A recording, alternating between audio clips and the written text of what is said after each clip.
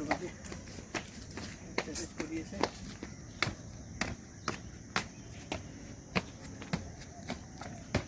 আপোনালোকেও ইয়াতে আহিলে সুন্দৰভাৱে এনেদৰে এক্সাৰচাইজ কৰিব পাৰিব। ইয়াত এক্সাৰচাইজ কৰাৰ বাবে বহুত যথেষ্ট সুবিধা আছে আৰু সেয়েহে গোটেই মানুহখিনি এই অঞ্চলৰ বহু মানুহ ইয়াতে ৰাতিপুৱাই উপস্থিত হয় আৰু ইয়াতে এক্সাৰচাইজ কৰি নিজৰ দেহাটোক সুস্থ সবল ৰখাৰ বাবে চেষ্টা কৰে। আৰু সেয়েহে ময়ো আজি ৰাতিপুৱা আহি গ'লোঁ গান্ধী মণ্ডপ, যিহেতু আমি গাঁৱত বাস কৰোঁ আৰু ইয়াৰ পৰিৱেশটো চাবৰ বাবে আহি গ'লোঁ ৰাতিপুৱাই গান্ধী মণ্ডপত। আৰু ইয়াতে আহি মই এক্সাৰচাইজ কৰি আছোঁ। আজি ঘৰত মই যি এক্সাৰচাইজ কৰোঁ সেই এক্সাৰচাইজখিনি ইয়াতে কৰিবলৈ বহুত সুবিধা আছে আৰু বহুত এটা পাৰফেক্ট জেগা। আপোনালোকক মই সেয়েহে এক্সাৰচাইজ কৰি দেখুৱাই দিছোঁ। চাওক এনেদৰে আহিছা। আৰু ইয়াতে কি ঠাইত কেনেধৰণে এক্সাৰচাইজ কৰি আছে মানুহবিলাকে তাকো মই দেখুৱাম। মোৰ এই ভিডিঅ'ৰ জৰিয়তে চাই থাকিব আপোনালোকে। সুন্দৰভাৱে এক্সাৰচাইজ কৰি আছে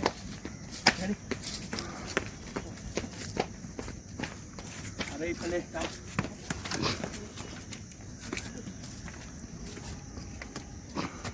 সুন্দৰ পৰিৱেশ, মানে একদম ক'ব লগা।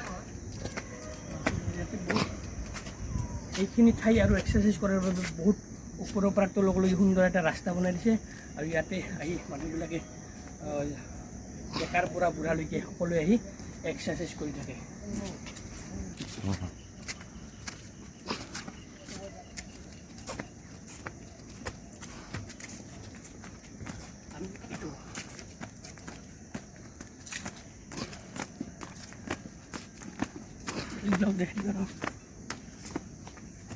মানে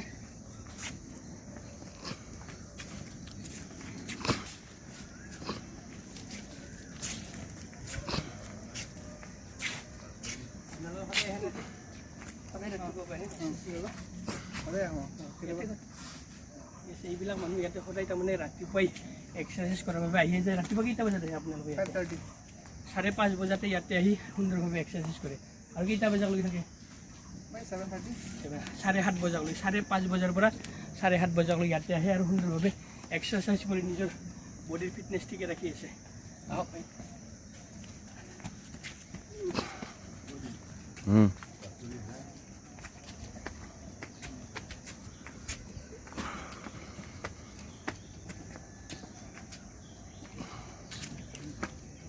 আহি গ'লো একদম ওপৰত দৌৰি, এক দৌৰতে আহি পাই গ'লো একদম ওপৰত।